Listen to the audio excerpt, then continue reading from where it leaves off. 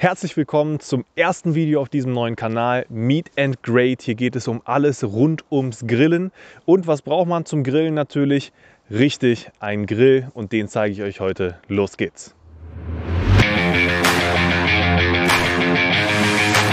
Vorweg kurz die Bitte, das ist ein neuer Kanal, das ist das erste Video auf diesem Kanal, der hat keine Abonnenten, hat natürlich keine Reichweite. Also um mich zu unterstützen, bitte, bitte, bitte abonniert diesen Kanal, gebt dem Video einen Daumen hoch, kommentiert und teilt auch gerne dieses Video, wenn es euch gefällt. Ihr dürft selber mitbestimmen, was hier auf dem Kanal alles passiert. Ihr könnt mich begleiten von meinem ersten Grill bis hin zu dem, was sich daraus entwickelt. Das werden wir sehen und ihr könnt es mitgestalten. Also ich danke euch schon mal. Ich habe mich für den Rösle G4S entschieden. Ich zeige euch heute in dem Video, wie der Aufbau von diesem Gerät war, wie wir den einbrennen werden. Wir werden einmal angrillen damit und dann kriegt ihr ein kleines Review, ein Fazit, was von diesem Grill zu halten ist. Den Aufbau habe ich tatsächlich ganz alleine geschafft. Ich würde euch aber empfehlen, wenn ihr die Möglichkeit habt, den zu zweit aufzubauen, baut den zu zweit auf. Alleine war das wirklich teilweise ein bisschen fummelig und man braucht auch ein bisschen Kraft. Der Deckel hier komplett, das obere Teil, kommt in einem Stück. Das müsst ihr so da drauf heben können. Da braucht ihr große Arme und ein bisschen was an Kraft, um das da drauf zu hieven. Ansonsten ist der wunderbar einfach aufzubauen. Ich muss sagen, von der Wertigkeit während des Aufbaus war alles super.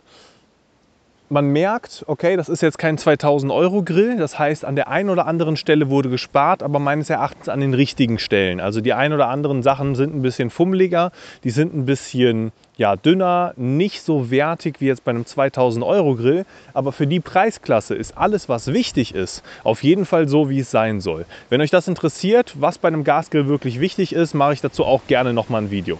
Ich habe den Grill jetzt eingerichtet, die Gasflasche ist drin. Wenn euch interessiert die Erstinbetriebnahme eines Gasgrills, dann abonniert auf jeden Fall meinen Kanal. Ich werde dazu ein Video hochladen. Und jetzt werden wir diesen Grill einmal schön einbrennen, damit wir danach auch mal schön was darauf grillen können und ich euch ein Feedback geben kann, wie das Teil hier Hitze entwickelt. Los geht's! Zum Einbrennen werde ich jetzt alle 4 Brenner einmal starten. Zack. Wunderbar, alle sind an mit offenem Deckel, dass es hier nicht zu einer Verpuffung kommen kann. Und jetzt werden wir die mal auf höchster Stufe mit geschlossenem Deckel einfach so lange anlassen, bis es hier nicht mehr qualmt und stinkt. Was macht diesen Grill hier aus? Warum habe ich mir diesen Grill gekauft? Ich werde euch ein Video hochladen, wo ich euch mal alle Faktoren aufzähle, die wichtig sind beim Gasgrillkauf. Und diese Faktoren hat dieser Grill hier in diesem Preissegment für mich als einer der besten mit erfüllt. Wir haben hier ein sehr massives Gestell, das heißt, hier wackelt nicht wirklich was, hier schließt alles schön dicht ab. Der Deckel ist schön massiv und ist schön in der Führung, das heißt, die Verarbeitung ist da, wo sie gut sein soll, auf jeden Fall gut. Der Deckel ist doppelwandig, das bedeutet, der speichert die Wärme einfach besonders gut. Wir haben hier eine Glasscheibe im Deckel, wodurch wir einfach auch ohne den Deckel öffnen zu müssen das Grill gut betrachten können, verlieren also keine Hitze hier in dem Grill drin. Wir haben eine relativ große Grillfläche, wir haben 4 Brenner. 4 Brenner ist einfach die optimale Anzahl an Brenner für 2 Personen, aber auch für 5 Personen. Ja, das heißt, wir haben hier für alles, was wir machen wollen, die perfekte Größe. Wir haben einen Seitenkocher, wir haben ein Infrarotbrenner, das heißt, wir haben hier 800 Grad, die wir erzeugen können. Wir haben gleichzeitig natürlich dann auch diese 2 Ablagen. Wir können eine 11 Liter Gasflasche hier drin unterbringen. Wir haben eine Fettabtropfschale, die leicht zu entnehmen ist, leicht zu reinigen ist. Ja, das wären so die wichtigsten Punkte erstmal zu dem Grill. Wenn ihr da genaueres zu wissen wollt, wie gesagt, abonniert diesen Kanal und dann seht ihr das in den nächsten Videos. Wenn wir die Grillroste jetzt mit dem Öl ganz dünn eingepinselt haben oder mit einem Zeber oder wie auch immer ihr das machen möchtet, wirklich ganz dünn das Öl nur auftragen. Ich habe es jetzt hier gemacht, ich finde schon ein bisschen zu viel Öl drauf. Wir schauen gleich einfach mal, wenn wir den Grill jetzt hochheizen, ob da jetzt Flammen aufkommen oder nicht. So habe ich die Teile jetzt eingefettet. Ihr seht, es glänzt hier an jeder Stelle so ein bisschen. Wie gesagt, ich finde, das ist schon ein bisschen zu viel. Ihr könnt da ruhig also noch dünner das Öl draufstreichen. Aber wir schauen einfach mal, wie das Ganze aussehen wird.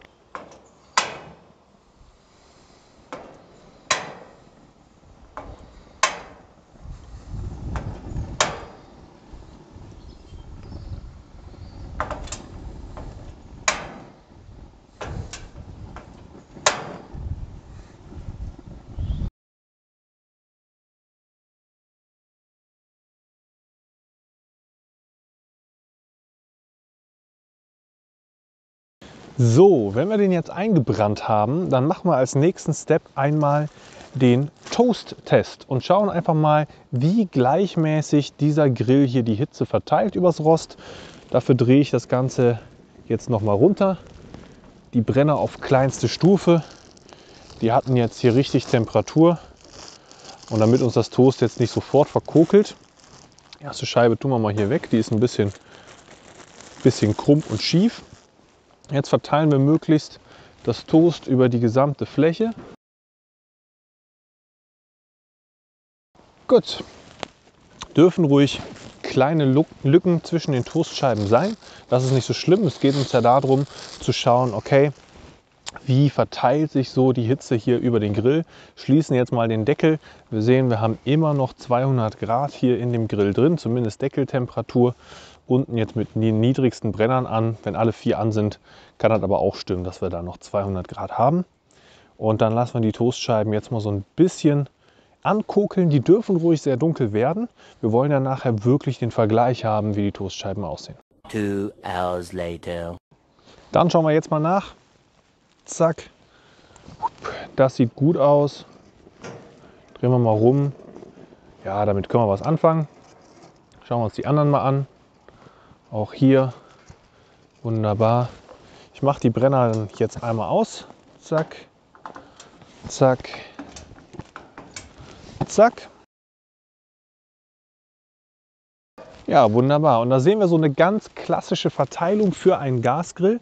Wir sehen hier vorne, die Toastscheiben sind ziemlich hell. Die Toastscheiben hier hinten dafür werden immer dunkler. Warum ist das so? Das Gas schießt hier in unsere Brenner rein mit hohem Druck und dadurch, dass der Druck so hoch ist, schießt das Gas hinten mit einem höheren Druck raus als vorne aus den Löchern und dadurch haben wir hier hinten einfach eine höhere Temperatur als hier vorne. Es gibt extra Brenner von manchen Herstellern, die haben dann da so eine extra Bremse drin installiert, damit das gleichmäßiger ist und gleichmäßiger wird. Bei den meisten Gasgrills ist es aber so, dass wir hier dieses Bild sehen. Das heißt, hier vorne haben wir immer ein bisschen weniger Temperatur als hier hinten. Wenn man das weiß, kann man sich das ja zunutze machen. Aber ansonsten, wenn ich mir das hier hinten anschaue, sehen wir, okay, wir haben hier so in dem mittleren Bereich, haben wir es ziemlich heiß und in der Mitte, glaube ich, am heißesten. Also hier ist so der Hotspot von dem Grill. Nach hier wird es so ein bisschen weniger, nach hier wird es so ein bisschen weniger. Und hier vorne ist auch ein kühlerer Bereich. Das ist jetzt nichts Schlimmes, wenn das so, ich sage jetzt mal in Anführungszeichen, ungleichmäßig ist. Aber es ist immer gut, das zu wissen, wo der eigene Grill eben am heißesten ist, wo er am wenigsten heiß ist. Jetzt als letztes werden wir noch mal testen, wie der Grill denn auch mit Fleisch umgeht. Das ist ja das, worauf es ankommt.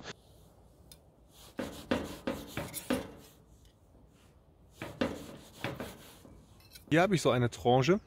Ein relativ breiter Bratenrand, muss ich jetzt zugeben. Ist nicht ganz so perfekt geworden. Wie gesagt, mein erstes Steak auf dem Gasgrill. Dafür finde ich es aber ist okay von der Farbe her in der Mitte. Ich mag es ein bisschen blutiger, aber so wird es auch noch gut sein. Mir läuft schon das Wasser im Mund zusammen. Ich werde mal kosten.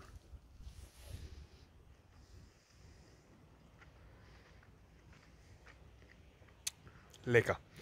Schöner Rindgeschmack, aber das ist dem Fleisch geschuldet.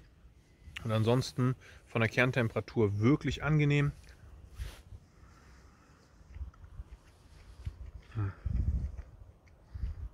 Sehr schön.